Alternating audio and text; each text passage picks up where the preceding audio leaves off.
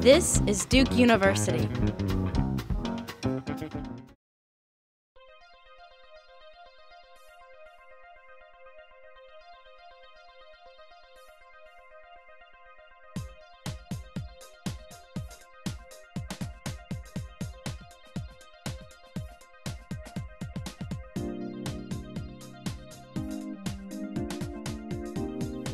It is discouraging that we can't really see the light at the end of the tunnel in this current economic situation. It's like we're in a spiral, and somehow we need to get out of the spiral. So what can consumers do? What can businesses do? I recently did a research paper that surveyed over 1,000 CFOs in North America, in Europe, and in Asia. And we actually asked what was happening within the corporation. And we were shocked by the findings of this paper. What we found is something different than what you would expect in a usual recession. Usual recession is an excuse to make some cost-cutting moves. Some employees that were marginal but okay are let go, and more productive employees are potentially hired in the future. We're seeing something totally different. What we're seeing is that corporations are cutting productive projects. So things that they know are profitable, are good for the firm in the long term, they are either canceling or postponing or scaling back. And that actually costs us in the long term. Now, what we're in terms of economics is analogous to the prisoner's dilemma. And the idea there is if you've got two people being interrogated separately, their incentive is to do what is just best for them and point the finger at the other person. Well, what's happening in the economy is something similar in that corporations are cutting, but perhaps cutting more than they actually have to, because they want to be the one that is totally bulletproof in the future.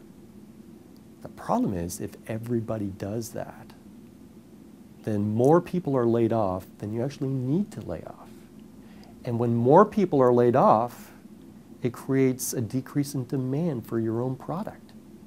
So this is the spiral. The spiral basically originates in a panic, a total loss of confidence, where you take actions that make you, put you in a situation that you have to cut deeper than what is forecasted your needs actually are. So what corporations can do is not go that extra step. So if there is a profitable project, they do whatever it takes to get that project going rather than canceling it to save the cash.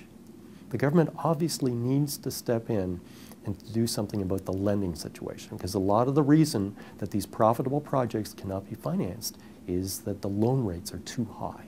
It's at 15% over a government benchmark, which is excessive and unreasonable, and these projects are not feasible at financing at rates like that. The consumer, it is not the solution just to go out and spend. That doesn't make any sense. This recession is also interesting and unique in that usually recessions are corporations getting overextended. And in this particular recession, it is true that the financial institutions were overextended, but the average corporation wasn't, but the consumer was.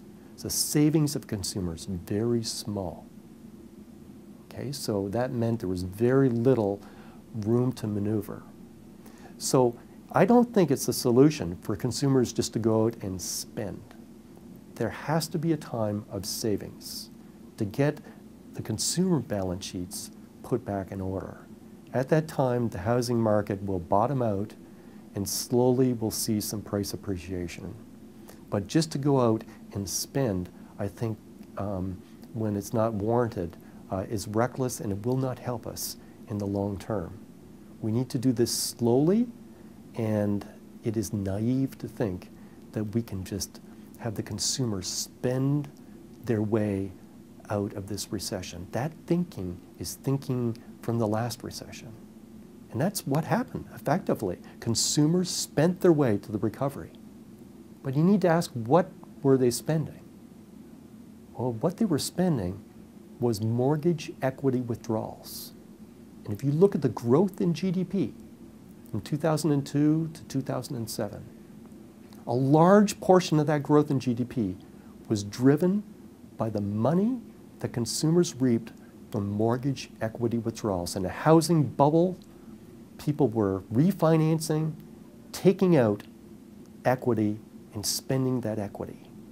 In the current housing situation, that's just not possible. There is negative mortgage equity withdrawals right now. So it is naive to think that consumers can spend their way out of this particular episode. So they need to be prudent, they need to save, but we don't want to get into the same kind of game theory trap for the consumers also, that there's a level of savings that's prudent, but that doesn't mean you save everything. You need to do the spending that's necessary and not to overreact.